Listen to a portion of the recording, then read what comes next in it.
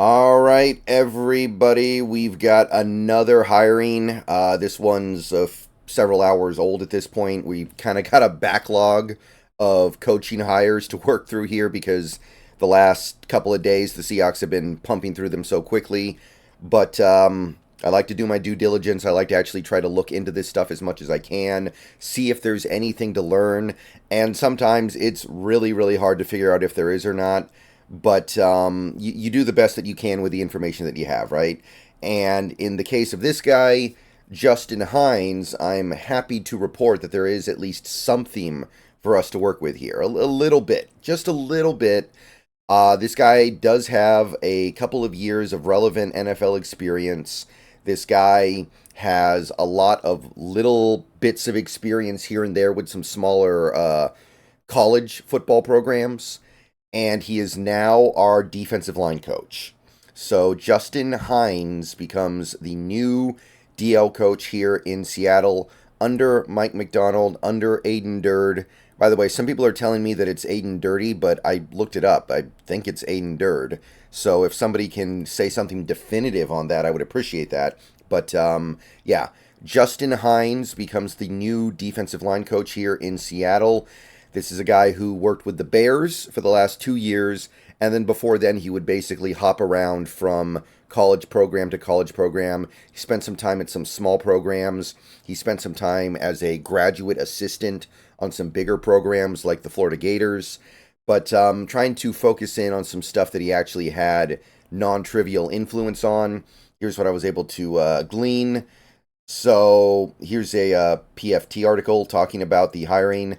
Justin Hinds spent 2 years as an assistant defensive line coach with the Bears. So he climbs the ladder a little bit.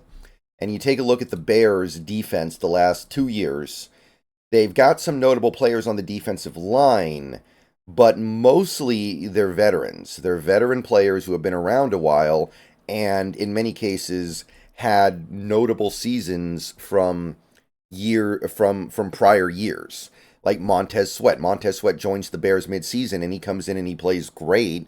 But Montez Sweat was a really good player before he got to the Bears. He was great on the Commanders or football team or whatever they were when they drafted him. He was great there. Justin Jones was a player of some notoriety before he even got to Chicago. Yannick Ngakoue had been bouncing around the league for a while now. He played okay for them. He's obviously a very flawed player, but he's a veteran. DeMarcus Walker's a veteran. Rasheem Green, not that he really did that much, but he's been in the league for a little while now. The guys that you would look at to try to be enlightened on Justin Hinds' ability to develop players and get good things out of them might be Gervon Dexter and Zach Pickens, because those were the two rookies this year. And Gervon Dexter did a little bit. Pickens did a tiny bit. There's not a lot, right? But you wouldn't expect big things out of either of those guys because they were both not non-blue chippers. They were second tier, third tier, fourth tier type rookies. I really like Zach Pickens personally. Not such a big fan of Gervon Dexter, but I'm looking at those two guys and saying, well, not a lot of development yet, but I don't know if that means anything. It's a rookie season. You wouldn't expect it, especially when they're playing behind guys like Sweat, like Jones, like Ngakoue, guys who are of some notoriety. They're not elite players, but they are good players. Sweat might be elite.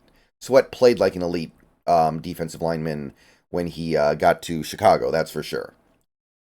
The year before, again, I'm looking at it and I'm going, okay, Trevis Gibson, he had his breakout year before he got to Chicago. He had his breakout year in 2021. Dominique Robinson, I think he actually had a better year the prior year on a different team. Alquadin Muhammad was a veteran at this point. Armin Watts was a veteran. Robert Quinn, very much a veteran. He had been in the league a long time, and he had had a monster year the year before, 2021, 18 and a half sacks.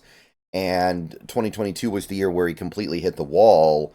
So I'm looking at 2022 as well, and I'm going, there's not a lot for me to like latch onto to get excited about. It just kind of seems like it's a defensive line that's churning through the season, going through the motions.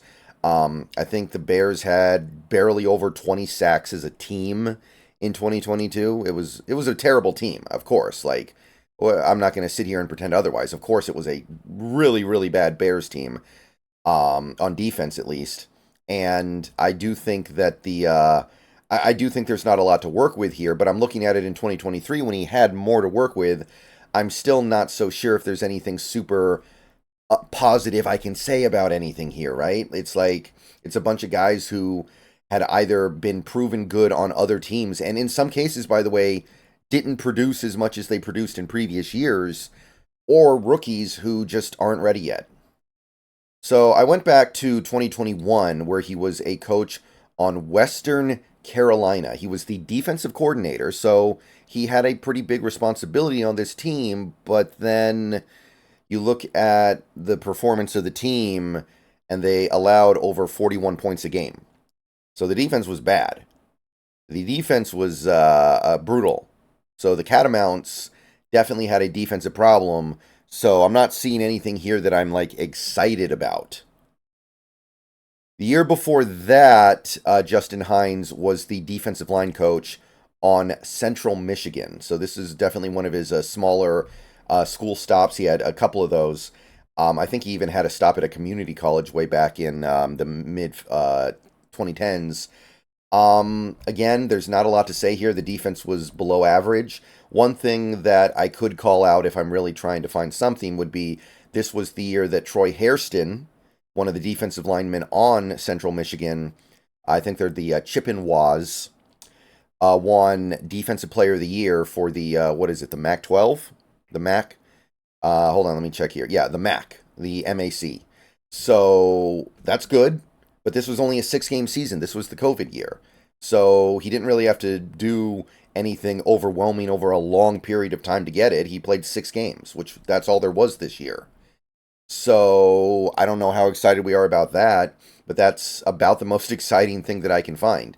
Again, you can go back through this guy's resume and find some stops of lesser significance, like graduate assistant at Florida or his stop at a community college. Back in 2012 and 2013, he coached the Wagner Seahawks, actually. He was a coach there. But that's very, very far below the level of what we're talking about when it comes to the NFL. So that's more just amusing trivia than anything else. But yeah, I can't find so much here that I'm like pumped about. Like the earlier video we did, I saw AJ Terrell. And I was like, okay, AJ Terrell has developed into a really nice player under the tutelage, partially, of Nick Harris. Or excuse me, Nick Perry. My bad. Nick Perry. Can't find anything like that really here because, like, Troy Hairston won MAC Defensive Player of the Year, but, I mean, he's still not a player that 99% of us are going to have ever heard about or know anything about. So, this just strikes me as a hire. This is the next stage in his career. He was seemingly adequate previously as an assistant D-line coach in the NFL. Now we see if he's adequate as a defensive line coach in the NFL. So, we're going to go over here. We're going to throw him on the list. Still probably need an assistant defensive line coach under him, but this is starting to fill out very nicely. So we're going to have one more video later today with these coaches because we do have another hire that I need to address. There's one more thing going on, and at that point, there's still a few more things that we're probably going to do. By the way, I'm sure we're going to add some offensive assistants as well, but it's starting to take shape, guys. It's starting to take shape. It's starting to get exciting. I'm excited. I think a lot of people are excited. This hire, not necessarily so much, but it's you got to remember that Aiden Durd was a defensive line coach in Dallas, so he's probably going to occupy that role largely. All right, see you guys later. Go Hawks.